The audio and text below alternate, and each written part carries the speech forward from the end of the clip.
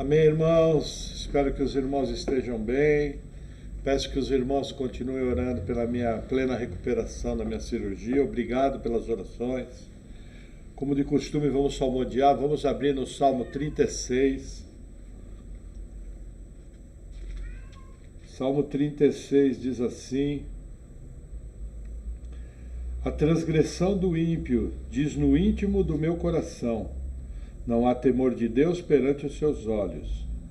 Porque em seus olhos se lisonjeia, até que a sua iniquidade se descubra ser detestável. As palavras da sua boca são malícia e engano. Deixou de entender e de fazer o bem. Projeta a malícia na sua cama. Põe-se no caminho que não é bom, não aborrece o mal. A tua misericórdia, Senhor, está nos céus, e a tua fidelidade chega até as mais excelsas nuvens. A tua justiça é como as grandes montanhas, e os teus juízos são um grande abismo. Senhor, tu conservas os homens e os animais. Quão preciosa é, ó Deus, a tua benignidade, pelo que os filhos dos homens se abrigam à sombra das suas asas. Eles se fartarão da gordura da tua casa, e os farás beber da corrente das tuas delícias. Porque em ti está o manancial da vida, na tua luz veremos a luz. Estende a tua benignidade sobre os que te conhecem, a tua justiça sobre os retos de coração. Não venha sobre mim o pé dos soberbos, e não me mova a mão dos ímpios. Ali caem os que praticam a iniquidade, cairão e não se poderão levantar. Até aqui. Que salmo, hein? Vamos ao nosso texto base, livro do Apocalipse, capítulo 20.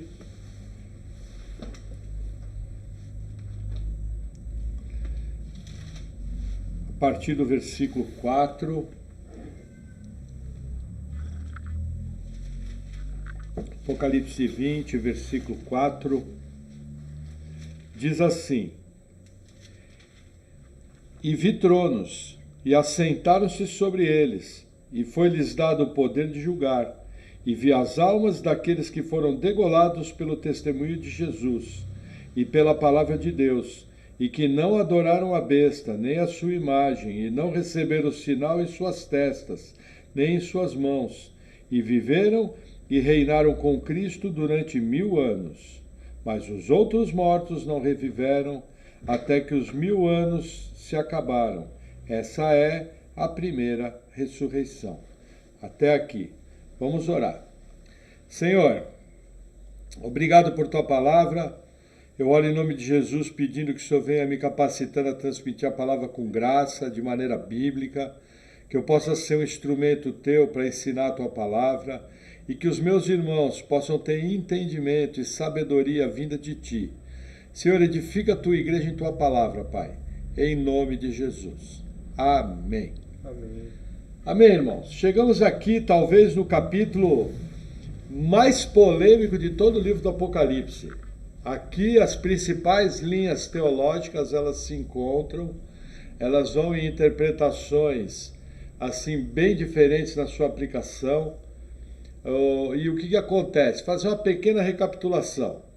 Tivemos o julgamento das taças, que são as taças da ira de Deus, capítulo 15 e 16 do Apocalipse. No final do capítulo 16, fala que Deus se lembrou de Babilônia. Aí o capítulo 17 e o 18 vão nos mostrar a queda da Babilônia. No 17, a prostituta, mais ligada ao poder religioso da Babilônia. E no 18, a Babilônia comercial e política.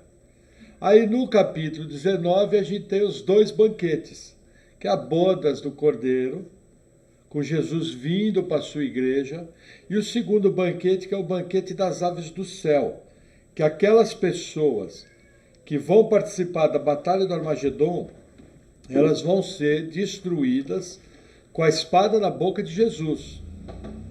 E o que acontece? Após isso, o anticristo e o falso profeta são lançados vivos no lago de fogo. E o que acontece? O capítulo 20 vem com uma informação tremenda. Um anjo desce do céu com uma cadeia na mão e vai prender Satanás no abismo, que é local de prisão de demônios. E Satanás vai ser preso por 1000 anos. Então aqui a gente vai percebendo toda a sequência de juízo que Deus executa, através de seus decretos. Todas essas figuras, elas têm liberdade de fazer toda a maldade, de fazer perseguição à igreja, de desviar as pessoas da verdade, porém Deus, o mesmo Deus que decreta autorizando isso, ele vem punindo um por um. Até que nós vamos chegar aqui no versículo 4, que diz assim: e vi tronos, e assentaram-se sobre eles, e foi-lhe dado o poder de julgar. Então a primeira visão é de tronos, e de pessoas assentando-se sobre esses tronos, para julgar. Isso é um grande galardão. E vi as almas daqueles que foram degolados pelo testemunho de Jesus, e pela palavra de Deus, e que não adoraram a besta, nem a sua imagem, e não receberam o sinal em suas testas, nem em suas mãos, e viveram e reinaram com Cristo durante 1000 anos. Aqui são os mártires da grande tribulação. Esse texto é muito importante porque existem algumas igrejas, até por uma falta de conhecimento, a gente sempre tem que esperar o melhor das pessoas, às vezes a pessoa não ensina porque não conhece. Principalmente as igrejas que falam que o arrebatamento vai acontecer antes da tribulação. Então algumas dizem o seguinte, que na tribulação não vai mais ter igreja, porque o Espírito Santo foi retirado da terra. Já mostrei isso para vocês, que não é verdade. E um dos textos que a gente usa como base é esse. Veja, o que levou eles a receber o dom do martírio foi porque eles eram servos de Deus, e eles foram até o fim no seu testemunho. Foram perseguidos pelo anticristo, e foram decapitados por isso. Aí o que acontece? No versículo 5 fala o seguinte: mas os outros mortos não reviveram até que os 1000 anos se acabaram. Essa é a primeira ressurreição. Bem-aventurado e santo aquele que tem parte na primeira ressurreição. Sobre esses não tem poder a segunda morte, mas serão sacerdotes de Deus e de Cristo, e reinarão com ele 1000 anos. Veja que interessante, aqui já é a terceira vez que a Bíblia fala no mesmo período de 1000 anos, que é o tempo do reinado de Cristo. Aqui fala da primeira ressurreição. Quem participa da primeira ressurreição? Os arrebatados. Quem foi arrebatado ressuscita. Para haver arrebatamento tem que haver ressurreição. E aqui tem uma pequena discussão seguinte: se esses mártires subiram no arrebatamento, ou se foram martirizados após o arrebatamento. Essa é uma pergunta muito difícil de ser respondida. Falta elementos no texto para dizer. Eu, por exemplo, por muito tempo achava que quando acontecesse o arrebatamento, ainda ia haver igreja na terra, essa igreja ia ser perseguida. Coloquei isso em algumas palavras, mas também afirmei que poderia ser que não. Então, realmente, nós não temos como saber. Tanto aqui, pode ser que aconteceu o arrebatamento, eles ressuscitaram juntos, que foram martirizados, e aqui está se mostrando um prêmio que eles recebem por terem enfrentado o anticristo até as últimas consequências, pagando com a sua própria vida. Isso daí é um prêmio duríssimo. Por isso que merece a citação separada. Agora, isso não importa muito. Por quê? Porque nós sabemos que o arrebatamento vai acontecer na última trombeta, provavelmente no fim da grande tribulação, provavelmente antes do derramar das taças. Deus retira o seu povo no momento da ira. E enquanto ele está moendo aqui a terra, seu povo está nas bodas do Cordeiro. Isso harmoniza muito bem com o fluir normal do texto bíblico. E eu não fico tendo que dar cambalhota teológica para justificar o texto. 1 Coríntios 15, 52 fala: Na verdade, 1 Tessalonicenses 4 fala que primeiro tem que haver ressurreição, para daí haver o arrebatamento, porque primeiro ressuscita os que morreram, e os vivos são transformados num piscar de olhos. E aí, segundo 1 Coríntios 15, 50 ao 52, nos explica que esse evento vai acontecer na última trombeta. E aí é só correr normal, a interpretação do Apocalipse. Porque quando a gente vê as bodas do Cordeiro e quem veio com Jesus, de uma maneira bem tranquila, sem te esticar o texto, você pode mostrar que a igreja veio com Jesus. Então essa questão aqui não é relevante. Por quê? Por causa que o importante é que todos participam da primeira ressurreição. Agora, particularmente aqui eu vou colocar minha opinião, que é a opinião que eu, 21 anos de estudo de Apocalipse, várias pregações, eu acho que hoje ela que melhor harmoniza os textos. É um arrebatamento, uma ressurreição. Aqui apenas está citando o que vai acontecer com os mártires da tribulação, de uma maneira nobre, mostrando que o prêmio deles vai ser reinar com Cristo por 1000 anos. Então, para mim, quando acontece o arrebatamento, essa turma aqui é salva. Por quê? Já expliquei. As condições de vida na Terra, no julgamento das taças, vão ser impossíveis. É tirada a água, alimento marítimo, o sol é mexido. Terrível. Terremotos, saraiva de pedras que a gente vê no sexto selo, tudo virando, como eu costumo dizer, no chapéu velho. Aí vem aquela pergunta, mas e aquele versículo que o irmão cita, bem-aventurados os que lavam suas vestiduras? É esse versículo que gera uma dúvida.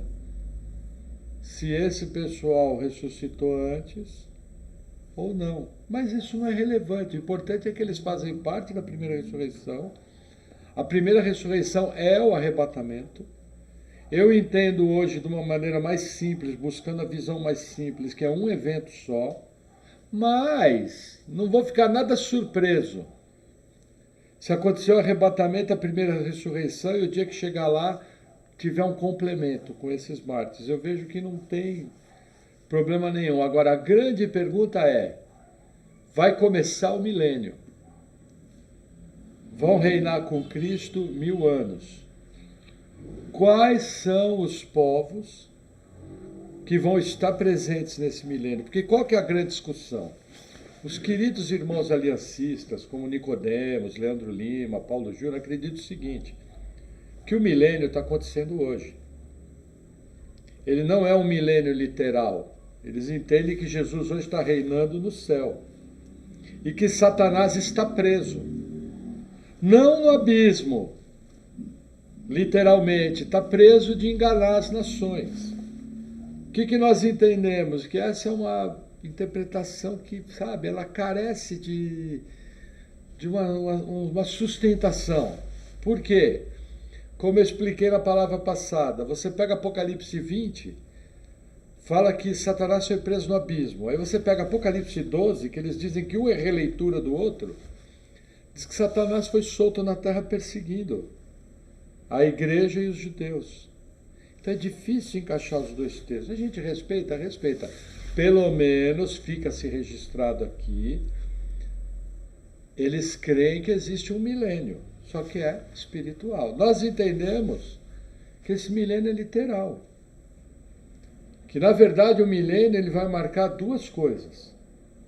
Primeiro, o final da era antiga, com o governo de paz e justiça do Messias aqui na Terra. Segundo, ele vai marcar o início da eternidade. Então o milênio ao mesmo tempo é o final de uma era e o início de uma nova era. Então nós entendemos que vai ter que haver povos no milênio. E mais à frente eu vou explicar por quê. Entendeu? Aliás, vamos fazer o seguinte, vamos ler o versículo 7. Diz assim: e acabando-se os 1000 anos, Satanás será solto da sua prisão e sairá para enganar as nações que estão sobre os 4 cantos da terra, Gog e Magog, cujo número é como a areia do mar, para as ajuntar em batalha. Vamos fazer uma pausa aqui, olha que interessante, mais uma informação.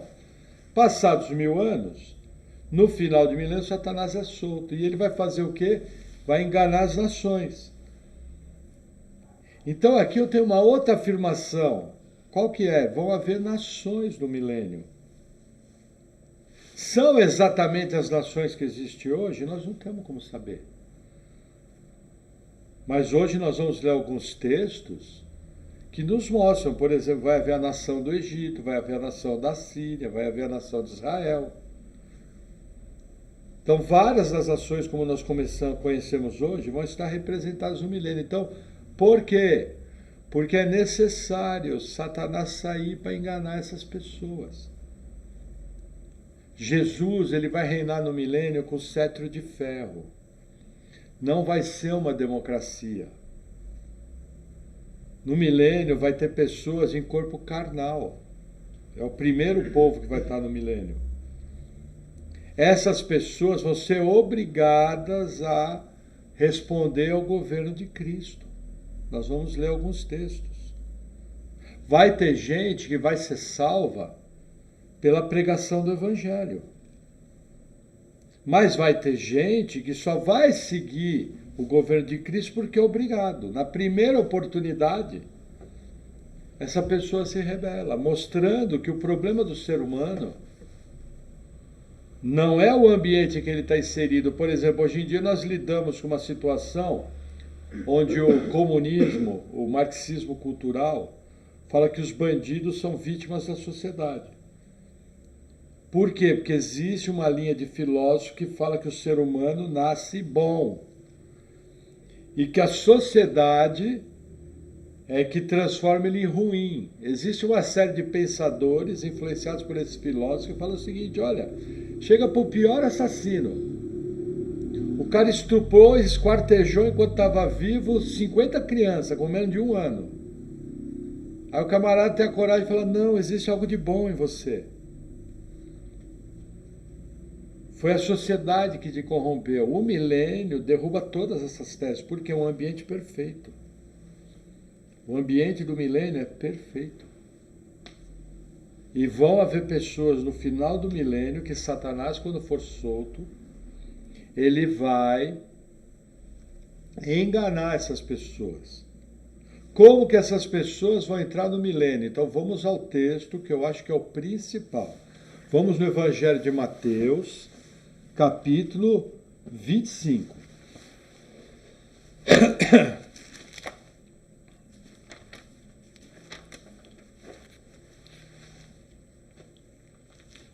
Mateus 25.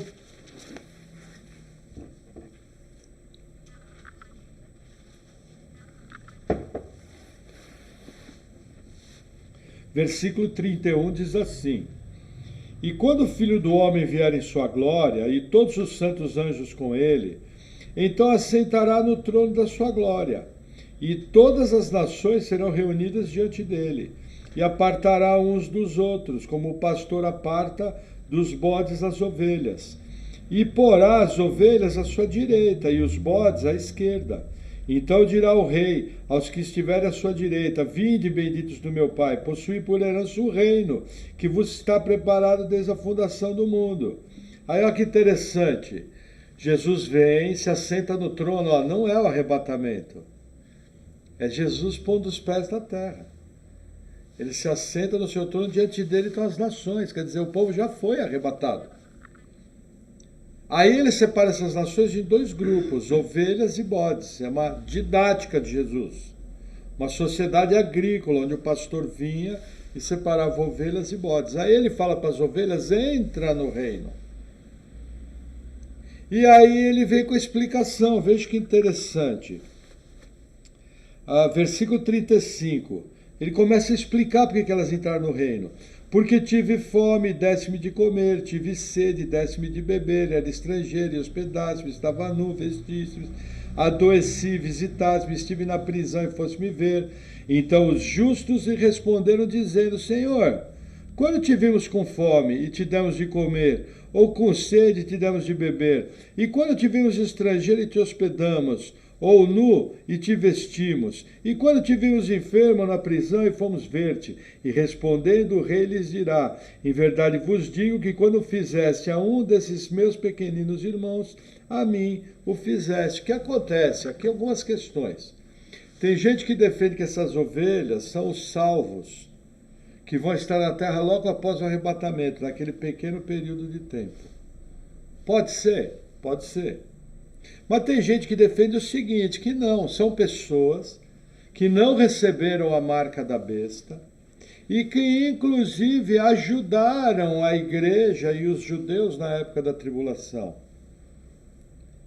Porque Jesus fala, vocês fizeram quando fizeram isso pequenino. Por que eles dizem isso? Que essas pessoas não sabiam o que estavam fazendo para Jesus quando fizeram. E a gente sabe pela Bíblia que um servo de Deus sabe exatamente como servir o Senhor.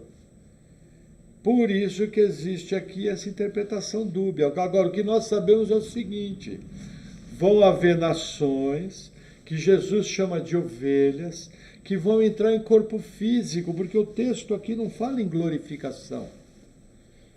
O texto que fala de glorificação é a primeira ressurreição. Bem-aventurado e santo aqueles que têm parte na primeira ressurreição. E quando acontece essa primeira ressurreição? No arrebatamento. O que acontece no arrebatamento? A glorificação. Então é algo bem plausível. E aí a narrativa continua com Jesus falando dos bodes. Vou ler rapidinho, rápida a leitura. Versículo 41. Então dirá também aos que estiverem à esquerda, apartai-vos de mim, malditos, para o fogo eterno.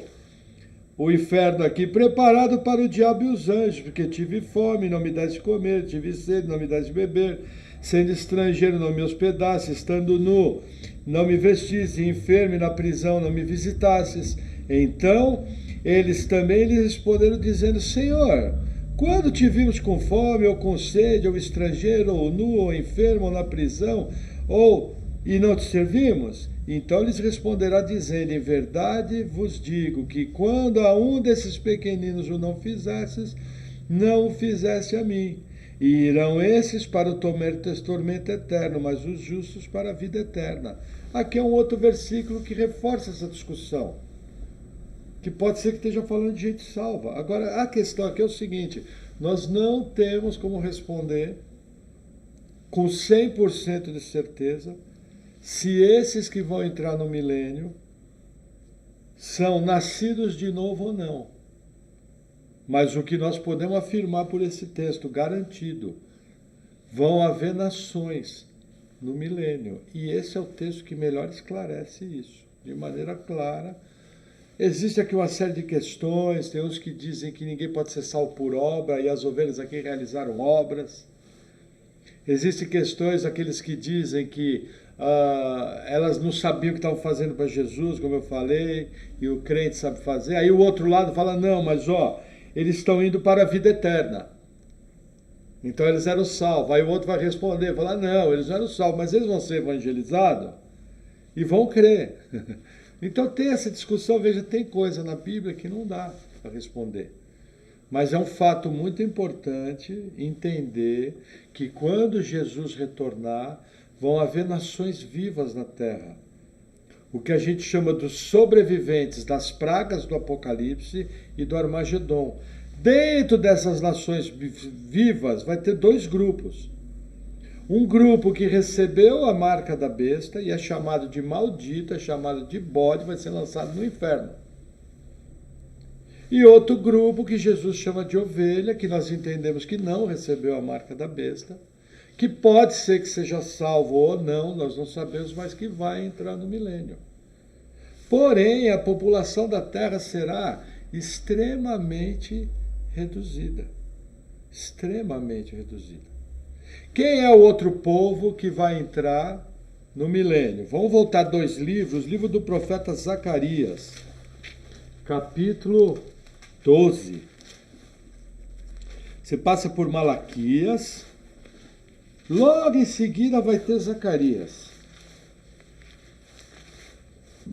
Zacarias é um livro extremamente profético, Zacarias 12,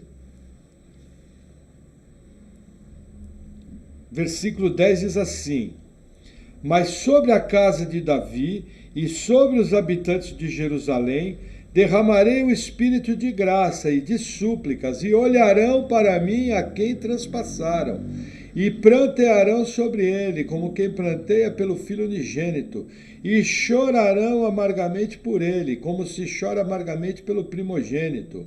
Naquele dia será grande o pranto em Jerusalém, como o pranto de Hadad e Rimom, no vale de Meguido.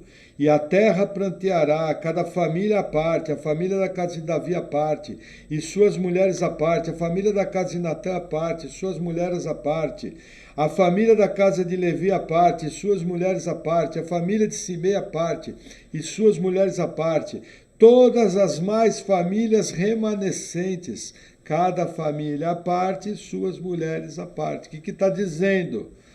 Que quando Jesus voltar, que é o contexto do capítulo 12, é do retorno do Messias, é um capítulo messiânico, os judeus que estiverem vivos na terra vão olhar para ele, vão plantear, porque foi a raça dos judeus que transpassou o Messias. E eles vão crer no Cristo. Tem mais outro texto mostrando esse quadro, Zacarias 8. Vamos voltar mais um pouquinho. Muito importante, são textos proféticos. Primeiro eu vou ler do versículo 1 ao 8. Diz assim: Depois veio a minha palavra do Senhor dos Exércitos, dizendo: Assim diz o Senhor dos Exércitos, zelei por Sião com grande zelo, e com grande indignação zelei por ela. Assim diz o Senhor: voltarei para Sião, e habitarei no meio de Jerusalém, e Jerusalém chamar-se-á a cidade da verdade, e o monte do Senhor dos Exércitos, o monte santo. Assim diz o Senhor dos Exércitos: ainda nas praças de Jerusalém habitarão velhos e velhas, levando cada um na mão o seu cajado, por causa da sua muita idade. As ruas da cidade se encherão de meninos e meninas, brincando nas suas ruas. Assim diz o Senhor dos Exércitos: se isso for maravilhoso aos olhos do restante desse povo naqueles dias, será também maravilhoso aos meus olhos, diz o Senhor dos Exércitos. Assim diz o Senhor dos Exércitos: eis que salvarei o meu povo da terra do Oriente, da terra do Ocidente, e trá-los-ei, habitarão no meio de Jerusalém, e eles serão o meu povo, e eu lhes serei o seu Deus, em verdade e em justiça. A pergunta: isso aqui já aconteceu? Não. Vai acontecer quando? Na volta de Jesus. Mas o próprio capítulo 8 tem o versículo 20. Vamos ler. Assim diz o Senhor dos Exércitos: ainda sucederá que virão os povos e os habitantes de muitas cidades, e os habitantes de uma cidade irão a outra, dizendo: vamos depressa suplicar o favor do Senhor e buscar o Senhor dos Exércitos, e eu também irei. Assim virão muitos povos e poderosas nações a buscar em Jerusalém ao Senhor dos Exércitos e a suplicar o favor do Senhor. Assim diz o Senhor dos Exércitos: naquele dia sucederá que pegarão 10 homens de todas as línguas das nações, pegarão sim na orla das vestes de um judeu, dizendo: iremos convosco, porque temos ouvido que Deus está convosco. Eu pergunto: isso aqui já aconteceu? Nunca. Qual é a nossa visão? Isso aqui vai se cumprir no milênio. Por quê? Romanos capítulo 11, falando do destino de Israel. Lá Paulo faz uma afirmação: todo Israel será salvo. Aí eu pergunto: todo Israel étnico? Não. Porque o verdadeiro israelita é aquele que crê, é aquele que teme o Senhor. Porém, nós entendemos que na volta de Jesus, eles olharão aquele a quem transpassaram e crerão em Jesus e chorarão por aquilo. E é ali que eles vão crer. Então nós entendemos o seguinte, que na vinda de Jesus, todo judeu vivo vai ser salvo. E vai entrar no milênio. cumprindo essa palavra e cumprindo a palavra de Romanos. Eles vão criar a população de judeus por uma sequência de eventos que acontecem. Vai ser muito reduzida. É muito importante entender o quê? O número de seres humanos que vai habitar no milênio, no início do milênio, vai ser extremamente reduzido. Nós lemos na última palavra que só de Israel, de uma maneira geral, 2/3 vão ser mortos. Nós lemos em Zacarias capítulo 14. E 1/3 vai permanecer e vai crer. Fechando com a profecia de Paulo em Romanos. Romanos 11. Que todo Israel será salvo. Então aqui nós temos o segundo povo no milênio. Ah, mas e o judeu que crê hoje? Vai ser arrebatado. O judeu que crê hoje em Cristo é feito um só povo. Nós entendemos que a igreja não substituiu Israel. Nós entendemos que a igreja é algo à parte. Israel e igreja não são a mesma coisa, porém em Cristo, Deus fez judeus e gentios um só povo. Então, para nós, o que importa hoje é pregar o evangelho aos judeus e a todos os gentios. Mas quando eu vejo um judeu, eu não posso perder a oportunidade de pregar o evangelho. Porém, aquele judeu, ao crer, virou igreja.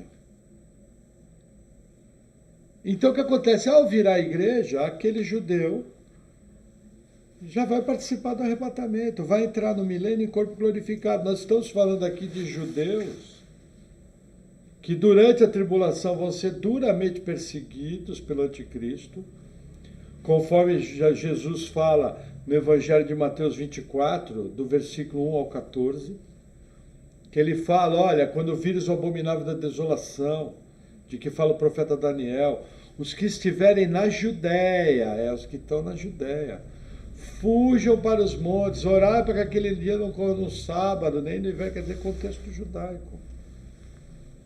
Eles vão ser duramente perseguidos. Quando o anticristo se assentar no templo, dizendo-se Deus, os judeus vão ser contra. Porém, na tribulação, via engano, muitos judeus vão achar que o anticristo é o Messias. Jesus fala isso, se eu não me engano, é João capítulo 7. Eu tenho anotado aqui essa referência, João 7. Puxa, não está aqui não. Se eu não me engano, é João 7. O que acontece? Jesus fala, eu vim em nome do Pai e vós não me recebestes. Mas virá outro, em seu nome vós o receberão. Então o anticristo, ele vai enganar os judeus, mas ao mesmo tempo, ele vai exterminar grandemente os judeus. Então nós temos que entender que os judeus que forem encontrados vivos, vão ver Jesus com o pé direito no lado do Monte das Oliveiras, com o pé esquerdo do outro lado, conforme Zacarias 14. O vale de Josafá vai se abrir na frente e vai ter uma multidão no vale da decisão, como diz o profeta Joel, no capítulo 3, é toda uma ligação de textos. E nós temos que entender que isso que eu acabei de falar, veja, nunca as nações vieram pegando no manto do judeu, dessa forma, pedindo para ele pregar para eles, porque Deus estava com eles. Isso aqui é uma coisa para o milênio. Então, o segundo povo que vai participar do milênio é o povo judeu. E o primeiro, qual que é? Já falamos. A igreja. Formada por gentios e judeus, homens e mulheres, ricos e pobres, livres e escravos, de todo povo, língua, raça e nação, salvo pelo sangue de Jesus. Porque em Cristo não há judeu nem grego, nem homem nem mulher, nem rico nem pobre. Em Cristo somos feitos um só. Agora, entenda, nós entendemos que também Deus tem um povo só, que é formado pelos salvos do Antigo Testamento, pela fé no Messias que há vir, e pelos salvos do Novo Testamento pela fé no Messias que já veio. Porém, entendemos que a igreja é algo do Novo Testamento. O Antigo Testamento não tem igreja. O Antigo Testamento tem salvos pela fé, pela graça, a fé no Cristo que iria vir. Então, quando eu passo pela cruz, só existe um caminho para a salvação. Pela fé em Jesus Cristo. No Antigo Testamento, esse caminho era o mesmo, porém, eles não sabiam todos os detalhes que nós sabemos, porque Jesus já veio. Entendeu? Então a gente precisa tomar muito cuidado, porque às vezes você conversa com um aliancista e fala, você crê que Deus tem dois povos? Não. Deus tem o Israel étnico e Deus tem os gentios, tem a igreja. Mas o método de salvação dos dois é o mesmo, é pela fé no Messias. Um no Messias que havia, outro no Messias que já veio. Agora, aqui é que entra a grande diferença. Existe uma série de promessas para o povo de Israel que não se cumpriram. O que os irmãos aliancistas vão dizer? Que todas essas promessas se cumpriram de maneira simbológica, espiritual, à igreja. Porque por Nicodemos, por Paulo Júnior, por Leandro Lima, a igreja substituiu Israel. Para nós não, a nós a igreja é um avanço no plano de redenção de Deus. Então nós entendemos que no milênio, várias profecias do Antigo Testamento para o povo de Israel vão se cumprir. Eu separei algumas aqui, tem muitas, mas eu separei especialmente no livro do profeta Isaías, que aí fica mais fácil da gente ver. Talvez é o profeta que mais falou do milênio. Então vamos voltar mais um pouco. Livro do profeta Isaías, capítulo 2.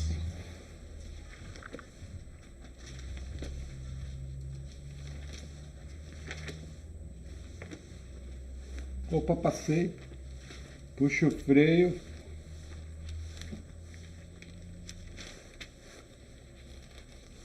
É muito importante entender e ler com atenção as palavras do texto. Tem que tomar muito cuidado, porque as palavras nos dizem tudo. Lembrando, palavras têm sentido. Esse sentido é um sentido aplicado, usual, conhecido. Quem escreveu a Bíblia escreveu para comunicar uma mensagem clara. Ele tem que entender que as pessoas que leram esse livro, quando ele foi escrito, ele tinha condição de entender tudo, porque a Bíblia é a revelação de Deus, não tem nada oculto na Bíblia. O que está oculto, Deus não revelou, Deuteronômio 29, 29. Então eu tenho que entender que quem lê a Bíblia está entendendo o que o autor está dizendo. Isaías 2, versículo 2 diz assim... Tomar um qualidade porque é muita leitura. Agora vou gastar saliva. Mas assim, vou gastar saliva porque a melhor maneira de entender o milênio é ler a Bíblia. É a melhor maneira. Vamos lá. Isaías 2, versículo 2. Olha o título na sua Bíblia aí. A glória futura de Israel. Esse título quem colocou foi o editor bíblico. Não está no original, tá? Mas diz assim. E acontecerá nos últimos dias... que se firmará o monte da casa do Senhor no cume dos montes, e se elevará por cima dos outeiros, e concorrerão a ele todas as nações, e irão muitos povos, e dirão, vinde, subamos ao monte do Senhor, à casa do Deus de Jacó, para que nos ensine os seus caminhos, e andemos nas suas veredas, porque de Sião sairá a lei, e de Jerusalém a palavra do Senhor. E ele julgará entre as nações, e repreenderá muitos povos, e estes converterão as suas espadas em enxadões, e as suas lanças em foices. Uma nação não levantará espada contra outra nação, nem aprenderão mais a guerrear. Eu pergunto, isso aqui já aconteceu? Nunca. Aconteceu na igreja, como diz o irmão aliancista, nunca, nem na igreja aconteceu. Ao contrário, as guerras religiosas varreram para a história do homem. Varreram. Até hoje tem guerra religiosa e algumas delas envolvidas com a igreja. É só você pegar o conflito na Irlanda do Norte, entre católicos e protestantes. Aí você tem o exército lá irlandês de libertação, o IRA, Exército Revolucionário Irlandês, fazendo ataque terrorista, católico e protestante. Isso aqui nunca aconteceu. Vai acontecer aonde? No milênio. Mais um texto de Isaías, Isaías capítulo 11. Esse aqui é lindo, é um dos preferidos meus. Deve estar até gasto na minha Bíblia aqui. Isaías 11, versículo 1. Diz assim: porque brotará um rebento do tronco de Jessé, e das suas raízes um renovo frutificará, e repousará sobre ele o Espírito do Senhor, o Espírito de sabedoria, de entendimento, Espírito de conselho, de fortaleza, Espírito de conhecimento e de temor do Senhor, e deleitar-se-á no temor do Senhor, e não julgará segundo a vista dos seus olhos, nem repreenderá segundo o ouvido dos seus ouvidos, mas julgará com justiça aos pobres, e repreenderá com equidade aos mansos da terra, e ferirá a terra com a vara da sua boca, e com o sopro dos seus lábios matará o ímpio, e a justiça será o cinto dos seus lombos, e a fidelidade o cinto de suas entranhas. De quem está falando aqui? Quem é o rebento de Jessé? Jesus, o Cristo. Jesus já governou dessa maneira na terra? Nunca. Aí os queridos irmãos aliancistas vão falar, mas o sentido é espiritual. Veja, se eu espiritualizar a interpretação do texto, as palavras perdem o sentido. Eu dou o sentido que eu quiser. O sopro da boca é um fole, um ventilador valita. O ímpio já não é tão ímpio, e sabe? Aí perde todo sentido. Aí eu pego e jogo tudo para o alto e faço o que eu quero. O problema é que se eu disser que a igreja substituiu Israel, quando eu chego numa profecia dessa, porque veja, os irmãos aliancistas interpretam literalmente a Bíblia. A questão é a consistência dessa interpretação. Por quê? Porque quando eles chegam nesse ponto, por causa da teologia deles, de que a igreja substitui Israel, isso aqui tem que espiritualizar. Não tem mais como interpretar o pé da letra. E aí eles espiritualizam, procuram fazer isso de uma maneira muito bem elaborada, bem acabada, porque são grandes mestres, são homens de Deus, tementes a Deus. Mas eu creio que essa aqui é uma interpretação equivocada. Como eles, quando olham nossa interpretação, também acham que é equivocada. Normal. Quando a gente for arrebatado, vamos todo mundo para o mesmo céu. Amém? Mas continua o texto, versículo 6. Olha isso aqui, nunca aconteceu. E morará o lobo com o cordeiro, e o leopardo com o cabrito se deitará. E o bezerro e o filho de leão e o animal cevado andarão juntos. E um menino pequeno os guiará. E a vaca e a ursa pastarão juntas, seus filhos se deitarão juntos. E o leão comerá a palha como o boi. E brincará a criança de peito sobre a toca da áspide, e a desmamada colocará a sua mão na cova do basilisco. Não se fará mal nem dano algum em todo o meu santo monte, porque a terra se encherá do conhecimento do Senhor, como as águas cobrem o mar. Eu pergunto, a terra se encheu do conhecimento do Senhor? Não. O evangelho vai ser pregado a todas as nações, mas a terra não se encheu. Versículo 10, e acontecerá naquele dia que a raiz de Jessé, que é Jesus, a qual estará posta por estandarte dos povos, será buscada pelos gentios, e o lugar do seu repouso será glorificado. As nações aqui. E há de ser que naquele dia o Senhor tornará a pôr a sua mão para adquirir outra vez o remanescente do seu povo, que for deixado da Síria, do Egito, de Patros, e da Etiópia, de Elã, de Sinar, de Amate e das filhas do mar. E levantará um estandarte entre as nações, e ajuntará os desterrados de Israel, e os dispersos de Judá congregará desde os quatro confins da terra, confirmando o que eu acabei de falar. Vão ter gentios e vão ter judeus. Deus ajuntando todos eles. O maior afluxo de nações da história de Israel saindo das nações, aconteceu no século 20 e 21. Curiosamente, o maior número de judeus da história, em porcentagem, que confessam Jesus como Cristo, século 21, 3% da população de Israel confessa que Jesus é o Cristo. Aí o cara fala, nossa, só 3%? Na Europa esse número é menor. Tem mais judeu crente do que europeu crente, em proporção do povo. Isso é um sinal da volta de Cristo. Mas essas condições nós nunca vimos acontecer. Tem mais textos, Isaías 19. São textos que exigem uma leitura mais longa, mas são explicativos. Isaías 19, versículo 19, diz assim: Naquele tempo, o Senhor terá um altar no meio da terra do Egito, e uma coluna se erigirá ao Senhor junto à sua fronteira. Eu pergunto, já houve um altar como esse no Egito? Erigido pelo Senhor? Não. E servirá de sinal e testemunho do Senhor dos exércitos na terra do Egito. Porque ao Senhor clamarão por causa dos opressores, e ele lhes enviará um salvador e um protetor, e os livrará. E o Senhor se dará a conhecer ao Egito, e os egípcios conhecerão ao Senhor naquele dia, e o adorarão com sacrifícios e ofertas, e farão votos ao Senhor, e os cumprirão. E ferirá o Senhor ao Egito, ferirá e o curará, e converter-se-ão ao Senhor, e mover-se-á as suas orações e os curará. Naquele dia haverá estrada do Egito até a Síria, e os assírios virão ao Egito, e os egípcios irão à Síria, e os egípcios servirão com os assírios. Naquele dia, Israel será o terceiro com os egípcios e os assírios, uma bênção no meio da terra, porque o Senhor dos exércitos os abençoará, dizendo: Bendito seja o Egito, meu povo, e a Síria, a obra das minhas mãos, e Israel, a minha herança. Isso aqui já aconteceu. Essa estrada já foi aberta.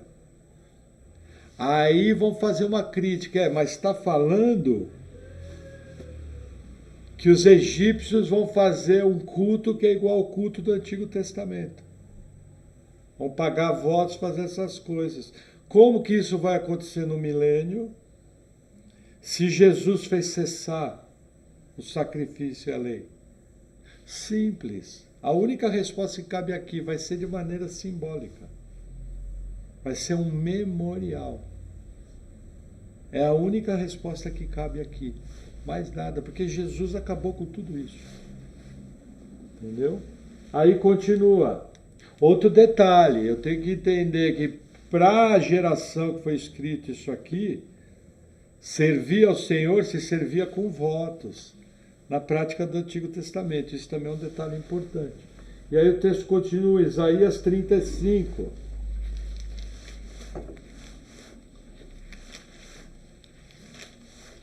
Cada vez que eu pesquiso o assunto, eu encontro mais textos.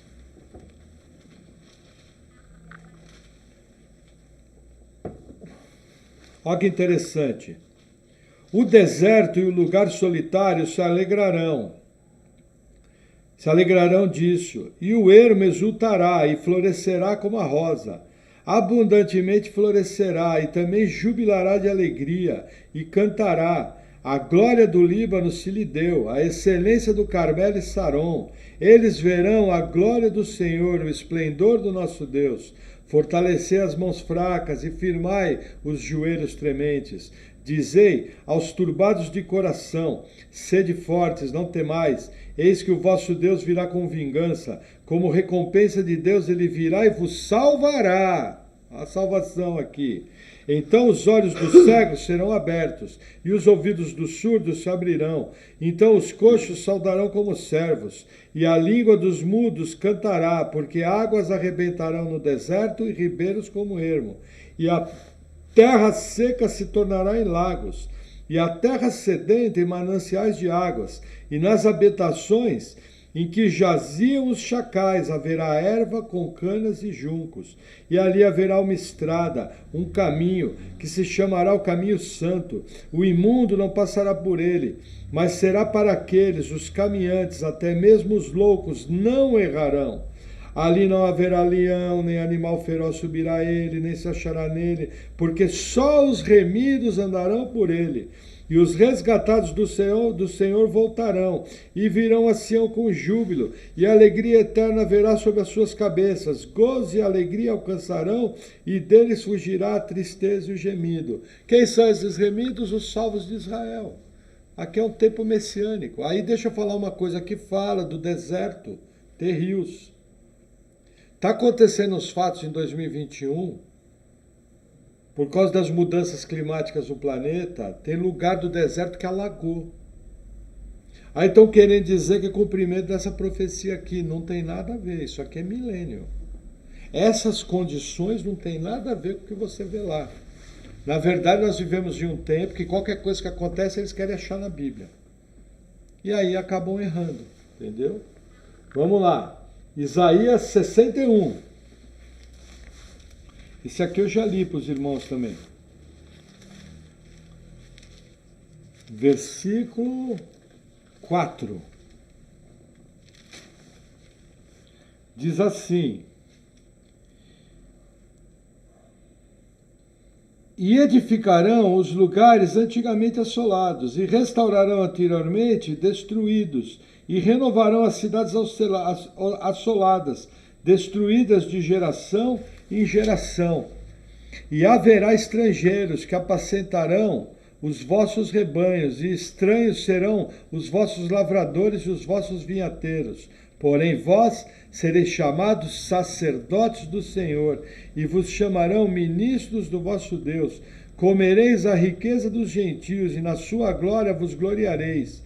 Em lugar da vossa vergonha trareis dupla honra, em lugar da afronta exultareis a vossa parte. Por isso, na sua terra possuirão o dobro, e terão perpétua alegria, porque eu, o Senhor, amo o juízo. Odeio o que foi roubado, oferecido em holocausto. Portanto, firmarei em verdade a sua obra, e farei uma aliança eterna com eles. A nova aliança aqui.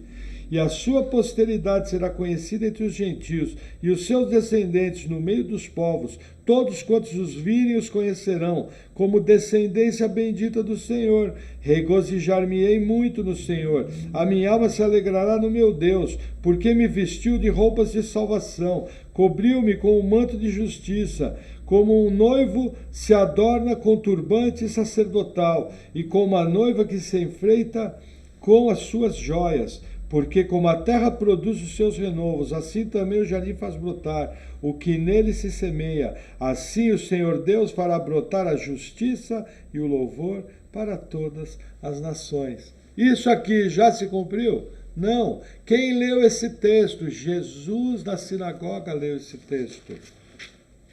Versículo 1 do capítulo 61. O Espírito do Senhor está sobre mim, porque o Senhor me ungiu para pregar boas novas ao manso, enviou-me a restaurar os contritos de coração, a proclamar liberdade aos cativos e abertura de prisão aos presos. É o texto de Lucas 4,18, que Jesus leu e falou: hoje se cumpriram essas palavras. Ali existe texto de dupla referência. Ali se cumpriu com Jesus como Messias, mas iria se cumprir no futuro, no milênio. Aí tem mais um texto no livro de Isaías, Isaías 65. Versículo 17. Quanto tempo temos de pregação? 42. 53. Meu relógio está ruim. Isaías 65, versículo 17 diz assim: Porque eis que eu crio novos céus e nova terra, e não haverá mais lembrança das coisas passadas, nem mais se recordarão, mas vós folgareis e exultareis perpetuamente do que eu crio. Porque eis que crio para Jerusalém uma alegria, e para o seu povo gozo. E exultarei em Jerusalém, e me alegrarei no meu povo. E nunca mais se ouvirá nela voz de choro, nem voz de clamor. Não haverá mais nela criança de poucos dias, nem velho que não cumpra os seus dias. Porque o menino morrerá de 100 anos. Porém o pecador de 100 anos será amaldiçoado. E edificarão casas, e habitarão, e plantarão vinhas, e comerão seu fruto. Não edificarão para que outros habitem, não plantarão para que outros comam. Porque os dias do meu povo serão como os dias da árvore, e os meus eleitos gozarão das obras das suas mãos. Não trabalharão em vão, nem terão filhos para perturbação, porque são a posteridade bendita do Senhor, e os seus descendentes estarão com eles. E será que antes que clamem eu responderei, estando eles ainda falando eu os ouvirei. O lobo e o cordeiro se apacentarão juntos, e o leão comerá palha como boi, e pó será a comida da serpente. Não farão mal nem dano algum em todo o meu santo monte, diz o Senhor. Até aqui. Isso já aconteceu? Não. Isso é o que a gente chama em grego de palingenesia, que é a restauração da criação do Gênesis, que vai acontecer no milênio. Por que que tem que acontecer o milênio?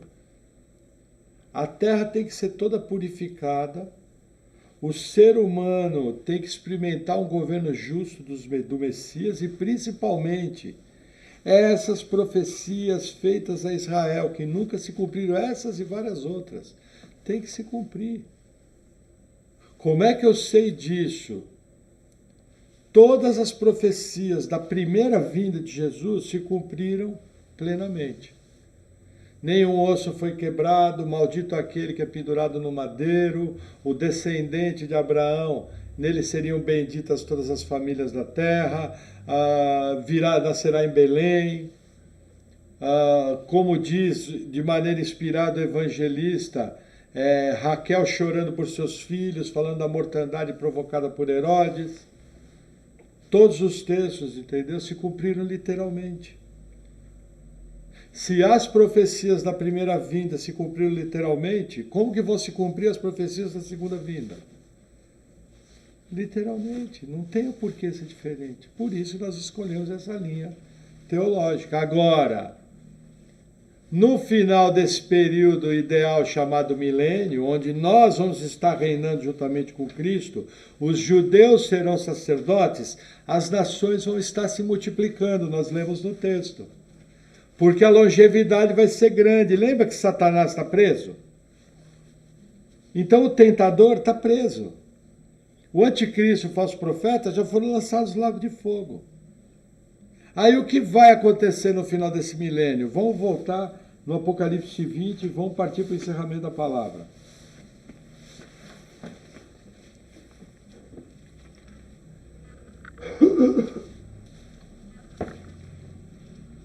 Apocalipse 20, versículo 7. E acabando-se os 1000 anos, Satanás será solto de sua prisão e sairá a enganar as nações que estão sobre os 4 cantos da terra, Gog e Magog, cujo número é como a areia do mar, para as ajuntar em batalha. E subiram sobre a largura da terra, e cercaram o arraial dos santos e a cidade amada. E de Deus desceu fogo do céu e os devorou. E o diabo que os enganava foi lançado no lago de fogo e enxofre, onde está a besta e o falso profeta, e de dia e de noite serão atormentados para todo sempre. O que vai acontecer aqui? É a última purificação. Por que Satanás tem que ser solto? Porque essas pessoas aqui vão estar obedecendo a Jesus forçadas. Na carta às igrejas, fala que Jesus vai reger com cetro de ferro. Então o que acontece? Satanás é solto para tentar as nações. As nações, assim que tiver uma oportunidade, vão se rebelar. E vão vir e vão cercar o acampamento dos santos. Vai descer fogo do céu, vai os consumir, e Satanás vai fazer companhia para o falso profeta e o anticristo. Essa rebelião é chamada Gog e Magog. Da onde vem Gog e Magog? Eu tenho uma referência de Gog e Magog em Ezequiel 38, 39, falando de um grande conglomerado de nações, de uma guerra sobre Israel. Existe muita discussão se essa guerra de Gog e Magog vai acontecer na tribulação, se vai ser o Armagedon, ou se vai ser aqui mesmo. Não é pauta da nossa discussão. Eu não vou entrar por essa discussão. Mas uma coisa eu sei, que Gog e Magog representam os inimigos do povo de Deus. É um símbolo. Pode ser que vai ser formado por aquelas nações? Sim. Pode ser que Ezequiel 38, 39 está aqui? Sim. Eu até acho, na minha maneira simples de interpretar a Bíblia, eu acho que Ezequiel 38, 39 está falando dessa rebelião. Porque existem muitas similaridades no texto. Lá na narrativa de Ezequiel 38, 39, não é disparado um tiro, não é... O povo não luta. Deus mata o povo ali, parecido com o que está aqui. Então eu acho, particularmente, junto com alguns comentaristas, como por exemplo Roma e outros comentaristas, que a guerra de Gog e Magog de Ezequiel 38 e 39 é essa mesma guerra. Outros vão discordar, vão achar dizer que é a mesma do Armagedon. Outros vão discordar mais ainda, vão dizer que é uma guerra a mais da tribulação. Eu não vou entrar no mérito, talvez um dia eu traga uma palavra sobre isso. Vamos explicar bem direitinho. Agora, o que eu posso te dizer com certeza, Gog e Magog representam isso aí de maneira histórica. É um símbolo dos inimigos do povo de Deus. E a coisa vai acontecer aqui exatamente assim. E todo esse pessoal vai ser exterminado. Vai imediatamente para o reino dos mortos, para o inferno. E aí o que vai acontecer? A terra foi purificada.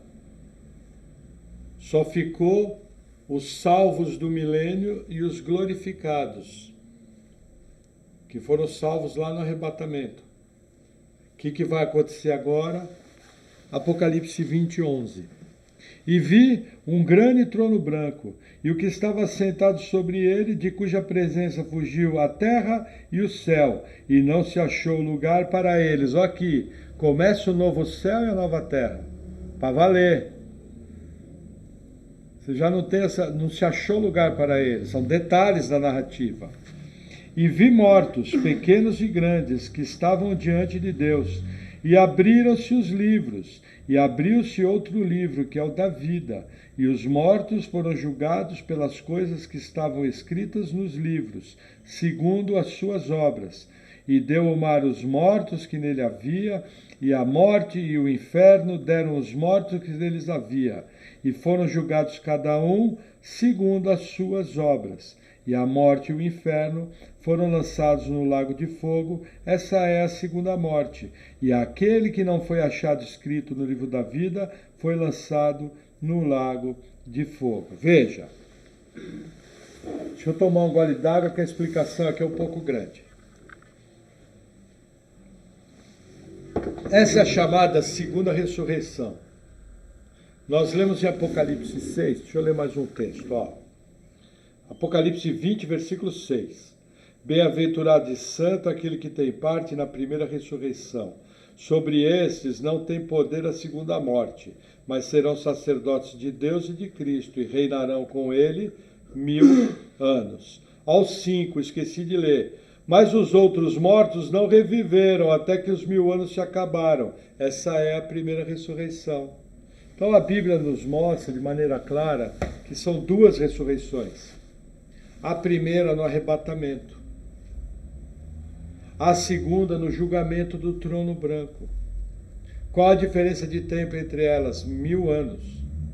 Deixa eu falar uma questão sobre 1000 anos. Para mim, números no Apocalipse são simbólicos. Porém, elementos no livro, elementos na narrativa, elementos na profecia, me levam a crer que quando fala de tempo, eu tenho uma tendência a interpretar o que fala de tempo de maneira literal. Por exemplo, 1000 anos são 1000 anos.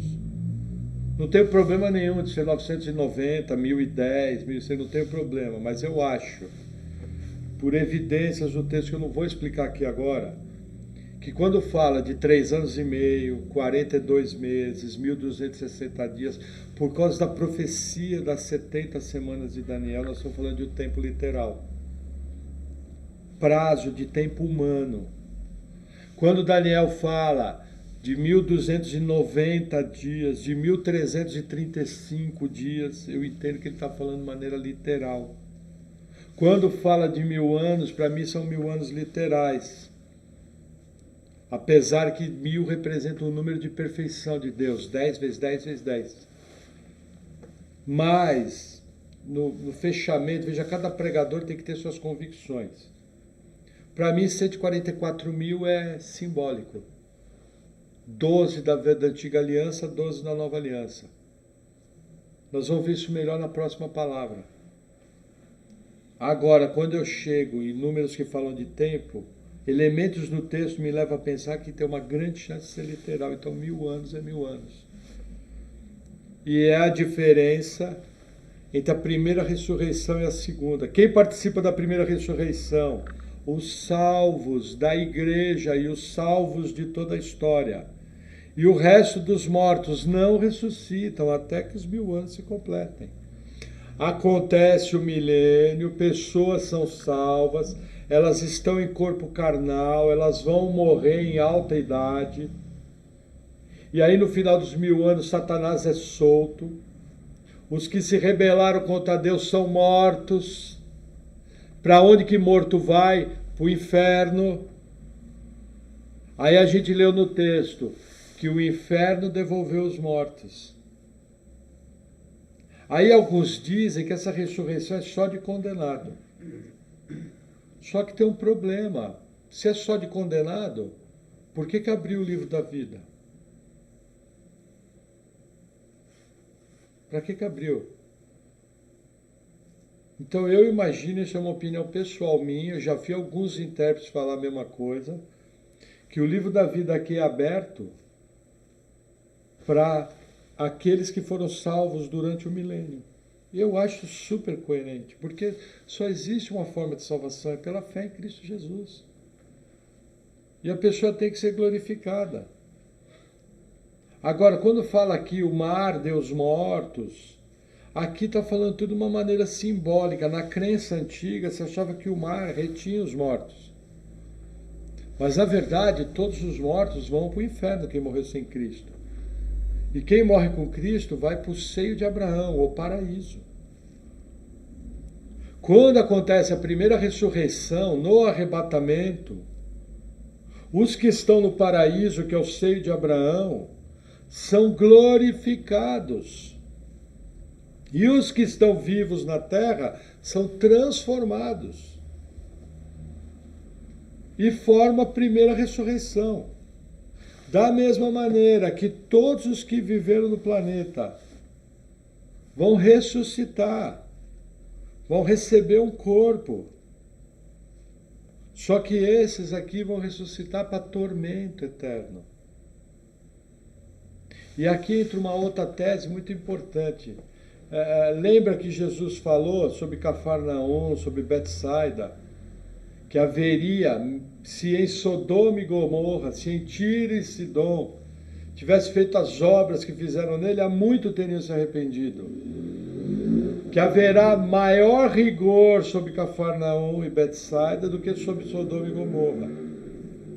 Aqui, alguns intérpretes entendem que haverá níveis de juízo, e eu acho bem coerente. Veja, o galardão, não vai ter nível de galardão? Por exemplo, os que foram mártires da tribulação, vai ter tronos, tem um versículo específico da Bíblia falando deles, vão governar com Cristo. Entendeu? Agora, o ladrão da cruz, Jesus não prometeu governar. Jesus só falou para ele, hoje mesmo estará comigo no paraíso.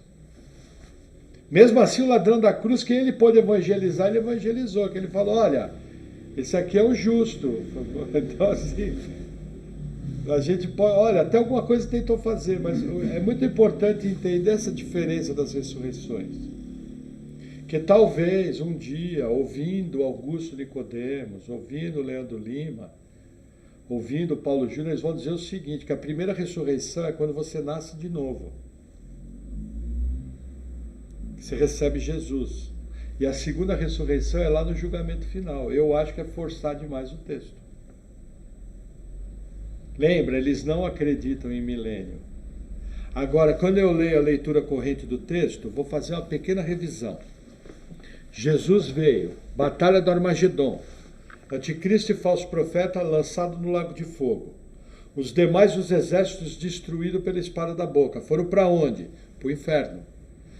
Desce um anjo do céu, Satanás é preso por 1000 anos. Nós vemos tronos onde os que foram decapitados pela besta vão reinar juntamente com Cristo. Aí nós vimos juntos que tem todo aquele monte de profecias sobre Israel para se cumprir no milênio. Aí nós vimos junto quem vai estar no milênio. A igreja glorificada e os salvos do Antigo Testamento glorificados. Quem mais? Os judeus que vão crer quando Jesus puser os pés na terra. Quem mais? As nações que vão estar vivas, conforme o julgamento das nações de Mateus 25. Os 3 povos do milênio. Acontece o milênio, no final do milênio, Satanás é solto. No milênio vai ter gente que vai crer em Jesus, vai ser salvo, e vai ter gente que não vai crer, porque são seres humanos, natureza pecaminosa. Os que não creram vão seguir Satanás, vão formar um grande exército, que provavelmente é a batalha de Gog e Magog de Ezequiel 38 e 39. Cercam o acampamento dos santos, que segundo o que nós vimos nas profecias de Isaías, é a cidade de Jerusalém, que é o principal acampamento dos santos, que é Sião. Ao cercar aquilo, desce fogo do céu, morre todo mundo e Satanás é lançado no lago de fogo. Aí o Apocalipse fecha a cena e abre outra. Viu um grande trono. Quem está sentado nele? Deus Pai Todo-Poderoso. Quem está presente? Jesus Cristo e o Deus Espírito Santo. E nós, glorificados, existe uma série de textos que mostram que nós vamos julgar. Está lá nos evangelhos, não tenho tempo de falar agora. Aí o que acontece? Todos os mortos ressuscitam. Quem tem o nome escrito do livro da vida vai passar a eternidade com Deus, que são os salvos do milênio. Quem não tem o nome escrito no livro da vida é lançado no lago de fogo, com corpo. No inferno hoje, quem morreu não tem corpo, é um corpo espiritual. No paraíso hoje, quem morreu não tem corpo, é um corpo espiritual. Da mesma maneira que a igreja vai ser glorificada e passar a eternidade com Deus, os condenados vão receber um corpo que não morre mais e passar a eternidade longe do Deus. Pelos séculos dos séculos. Amém. E acabou essa fase da história, como a gente conhece, acabou. Já não se acha mais lugar para o céu, já não se acha mais lugar para a terra. E a partir daí o Apocalipse, nos próximos capítulos, vai tratar apenas da eternidade. Acabou, essa história como nós conhecemos, fechou. Todos aqueles que na eternidade passada tiveram seu nome escrito no livro da vida do Cordeiro, está escrito lá em Apocalipse 17, versículo 8. Todos eles foram resgatados por Deus. E todos os outros foram colocados em tormento eterno. Por quê? Porque são pecadores, rebeldes, porque não creram no Deus verdadeiro, não receberam o amor da verdade para se converterem. Por isso recebem um justo castigo.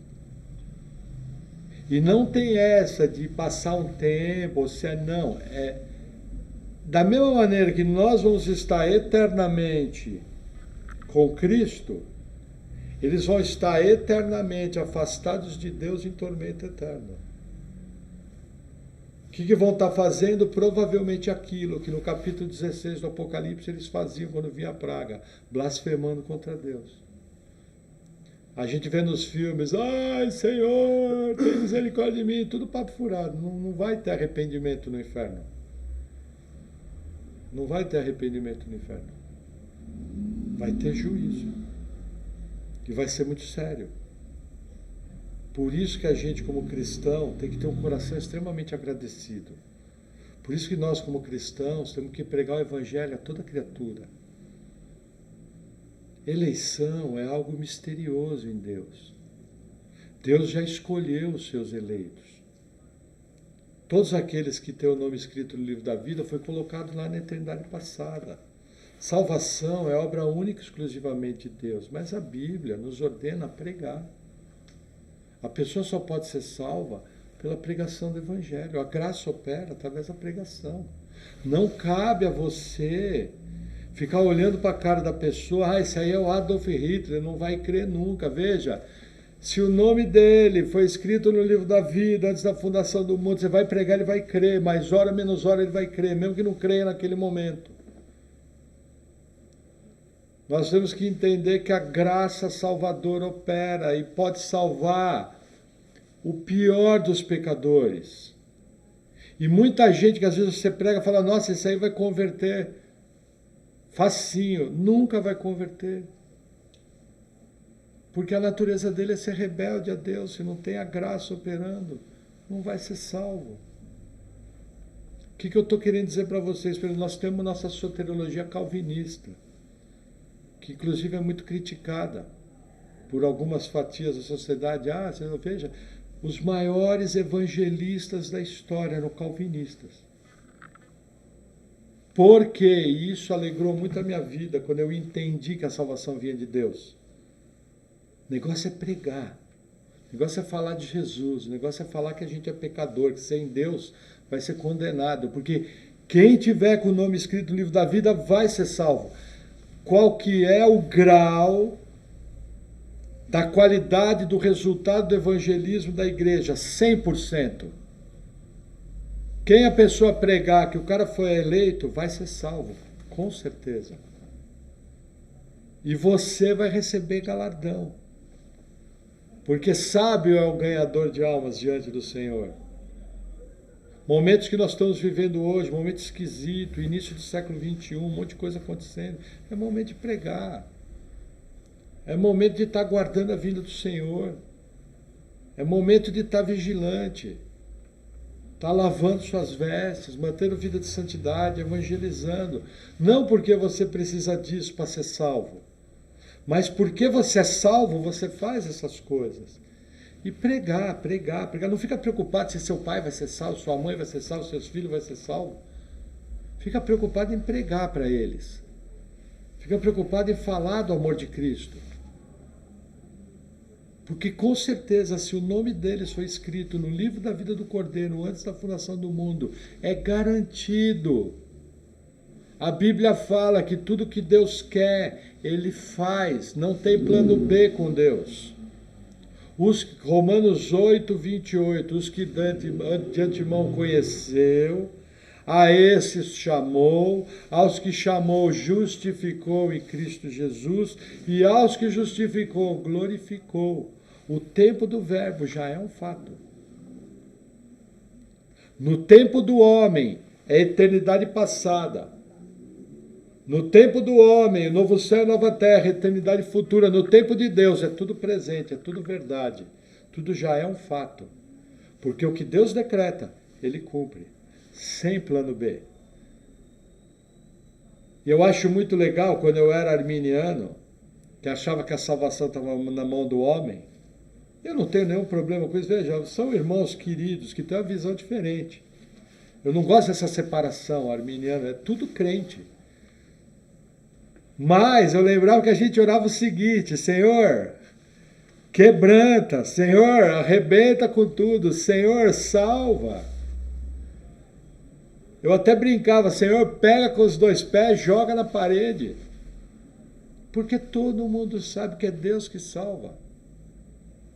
Na verdade, quando a gente ora, o doutor Augusto Nicodemus faz uma piada bem legal. Quando a gente ora, todo mundo que ora é calvinista. Senhor, salva aquela pessoa, vem com a tua graça sobre aquela pessoa. Aí aquela pessoa levanta. E encontra com a pessoa na rua, vira tudo arminiano. Falou, você precisa ir para a igreja, você precisa se converter, você precisa largar essa vida. É uma verdade. Por quê? Porque a pessoa também, de uma maneira prática, ela vai andar em novidade de vida, ela vai responder ao chamado da salvação. Mas o nosso papel é pregar, porque tem muita gente para ser salvo. Tem muita gente que tem que ouvir a palavra da salvação, e todo esse povo, na eternidade futura, nós vamos estar para sempre com o Senhor. Toda lágrima se enxugará.